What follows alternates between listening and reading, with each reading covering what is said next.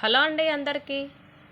కాకరకాయ ఉల్లికారం ఎలా చేయాలో చూద్దాం. ఫస్ట్ కాకరకాయని కడిగి ఇలా సన్నగా కట్ చేసుకొని మధ్యలో గింజలు తీసేసుకోవాలి.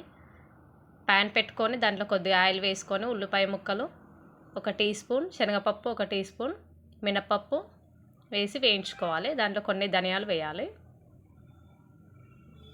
ఒక్కసారి ఇలా ట్రై చేయండి, పిల్లలు కూడా చాలా ఇష్టంగా తింటారు, అస్సలు చేదు ఉండదు. వాటిని మిక్సీ జార్లో తీసుకొని కొంచెం చింతపండు, వెల్లుల్లి, కారం, ఉప్పు వేసి మెత్తగా మిక్సీ పట్టుకోవాలి.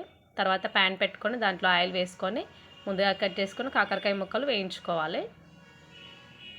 మంచిగా బ్రౌన్ కలర్ వచ్చేదాకా వేయించాలి. ప్లీజ్ వీడియో నచ్చితే ఒక లైక్ చేయండి.